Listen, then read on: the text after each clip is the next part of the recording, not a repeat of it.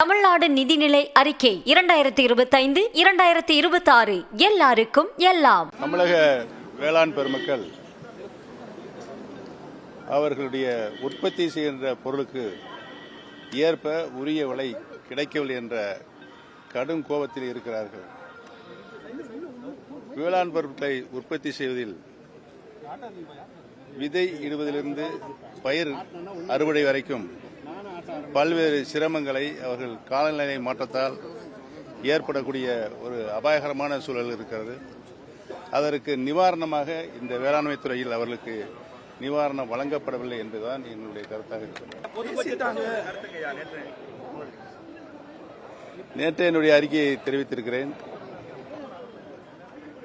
நிதிநிலை அறிக்கையின் மூலம் நிதிநிலையை எவ்வாறெல்லாம் சரி செய்யப்படும் என்ற நிலை இந்த நிதிநிலை அறிக்கையில் இல்லை. கடந்த 4 ஆண்டுகளாக தொடர்ந்து வரும் அதிகமாக வருகின்ற கடன், இந்த கடன் எதற்காக வாங்கப்பட வேண்டும் என்ற ஒரு நியதி இருக்கிறது. கடன் வாங்கினால் அதை மூலப்பொருளுக்கு மூலதனத்திற்கு செலவழிக்கப்பட வேண்டும் என்பதுதான் நிதிநிலை அறிக்கையுடைய சாராம்சம் இருக்க வேண்டும். வாங்கப்படுகின்ற கடனை மூலதனத்திற்கு செலவழிக்கப்பட்டார்களா என்ற பதில் இந்த நிதிநிலை அறிக்கை இல்லை என்பதை தெரிவித்துக் கொள்கிறேன். பொதுவாகவே நிதிநிலை அறிக்கை நிதி சீரழிவு என்று ஏற்கனவே சொல்லப்பட்டிருக்கிறேன். அது உறுதியாக இருக்கிறேன் என்பதை தெரிவித்துக்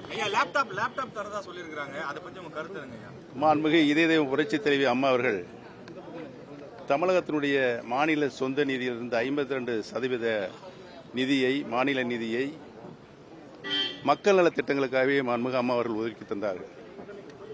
கீழ்த்தட்டில் வாழுகின்ற மக்கள் அவருடைய தேவைகள், அடிப்படை வசதிகளை பெறுகின்ற வகையில்